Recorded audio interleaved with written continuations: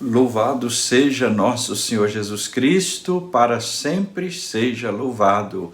Salve Maria, Mãe da Misericórdia. Estamos chegando neste dia 10 de junho de 2022, sexta-feira, com a nossa Academia Espiritual.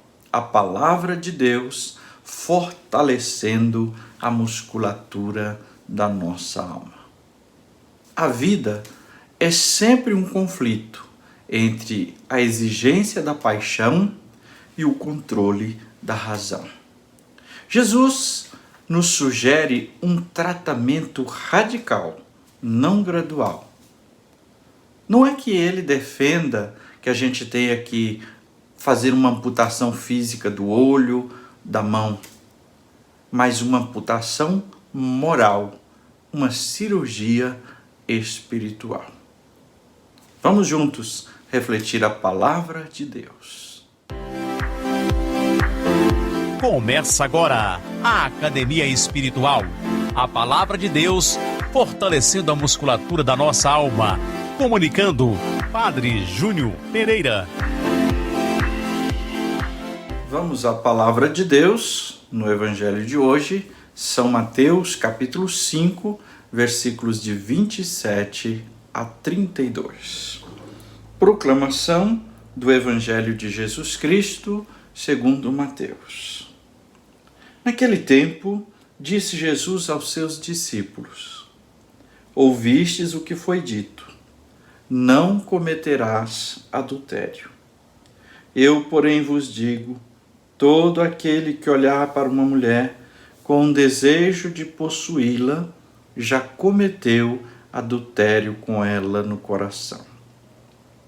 Se teu olho direito é para ti ocasião de pecado, arranca-o e joga-o para longe de ti.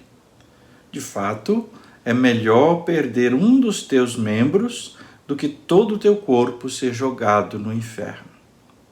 Se tua mão direita é para ti ocasião de pecado, corta e joga para longe de ti.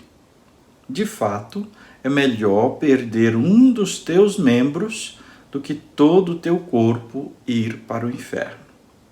Foi dito também: quem se divorciar de sua mulher, dê-lhe uma certidão de divórcio.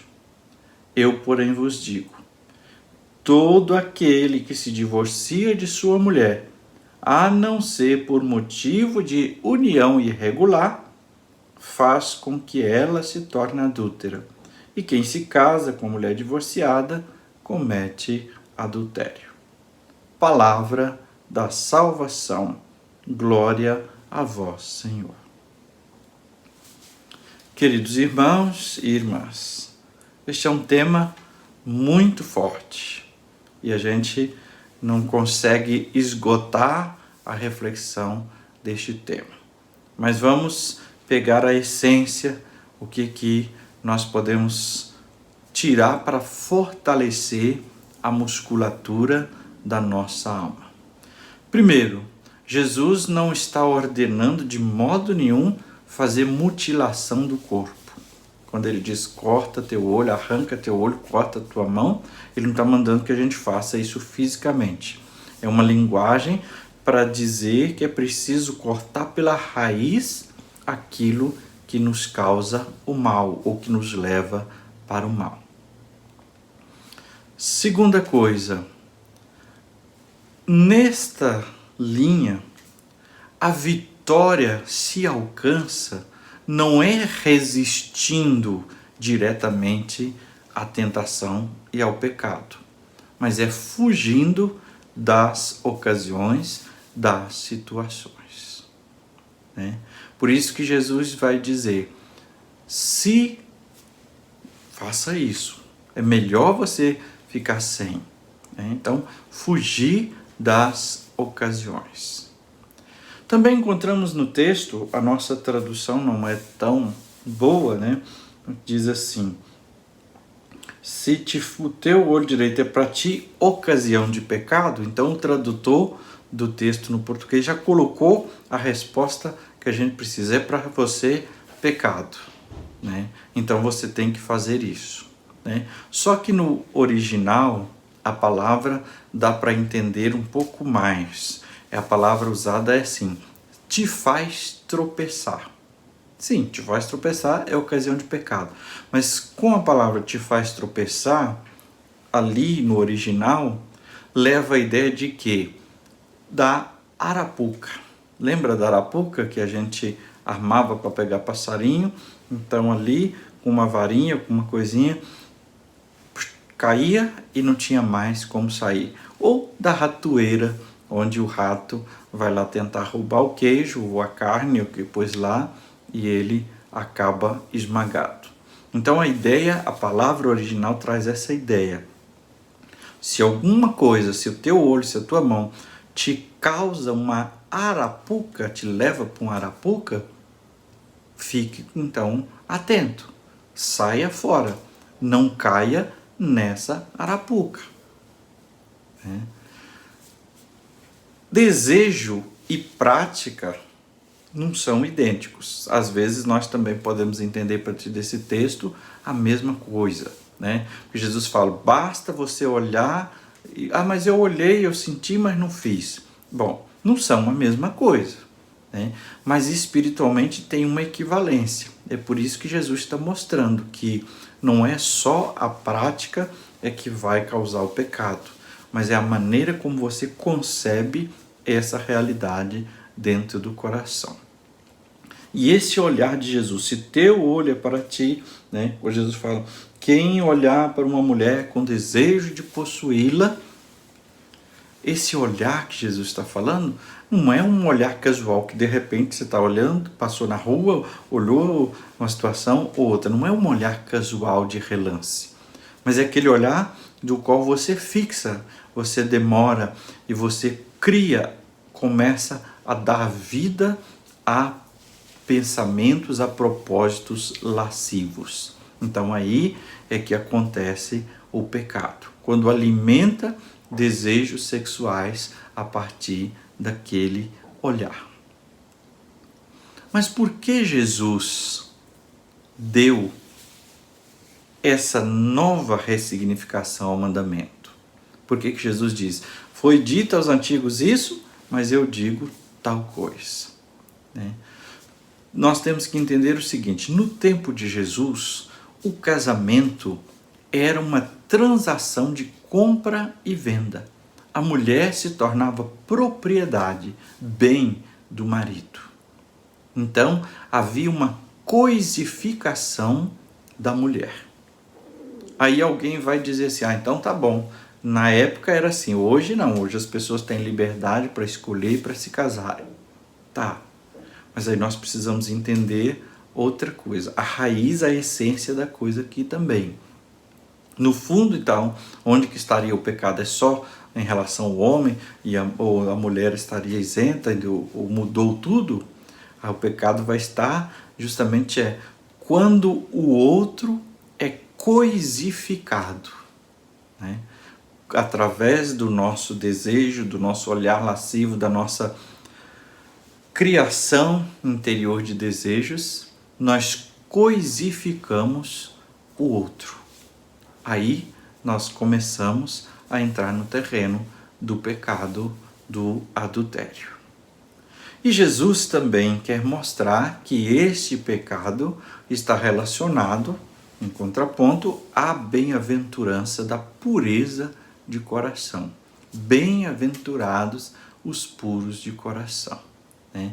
Então, está relacionado a isso. E, sobretudo, Jesus quer mostrar que não se trata só do olhar exterior, mas do olhar interior, né? Porque é esse que leva ao pecado. Quando se deixa inflar no coração a cupidez, então começa-se a correr o risco de, estando em pecado, perder a salvação. Nos últimos versículos deste texto também encontramos Jesus falando da questão do divórcio, que não é permitido, a não ser em caso de casamento irregular, de união irregular. E aqui é um tema amplo que se fala da questão da nulidade matrimonial. Os casamentos são celebrados, mas para se celebrar um casamento é preciso que os noivos sejam hábeis, não tenham impedimentos e dentro da forma canônica. Se falta alguma dessas coisas, o casamento se tornou irregular e nulo. Então é preciso fazer uma verificação e, estando casado, se faz então uma sanação daquele casamento. Já tendo separado, fracassado aquele casamento, as partes procuram e pedem a declaração de nulidade do casamento. E agora a nossa segunda parte desta academia espiritual. Então, 3 passos para rezarmos a palavra que ouvimos e meditamos. O primeiro passo, como na academia, o alongamento. Coloque-se na presença de Deus, faça um silêncio amoroso, invoque o Espírito Santo. Prepare seu corpo, sua mente, sua alma para este momento de oração. Segundo passo, o aquecimento. Então, a partir da palavra de Mateus, capítulo 5, versículos 27 a 32, vamos intensificar uma reflexão. Assim, a palavra nos faz um apelo. É Jesus falando do mandamento: não cometerás adultério. E entendemos o alargamento disso que Jesus quer mostrar. Assim, a condição de cometer esse pecado, Jesus diz: todo aquele que olhar para uma mulher com desejo de possuí-la, já cometeu adultério no coração. E aí entendemos que não é só um pecado para os homens, né? Mas é o sentido de que qualquer pessoa que coisifica o outro e faz dele um objeto de desejo e deixa que isso se torne apenas uma realização carnal, animal, ela então está pecando contra este mandamento. E Jesus faz uma advertência: é melhor perder um dos teus membros do que todo o teu corpo ser jogado no inferno. Não deixar que sejamos dominados e assim percamos a salvação. Terceiro passo, o treinamento. Façamos uma oração. Pai Santo, que exige respeito mútuo entre homem e mulher, dá-me essa graça de um olhar puro, da pureza de coração.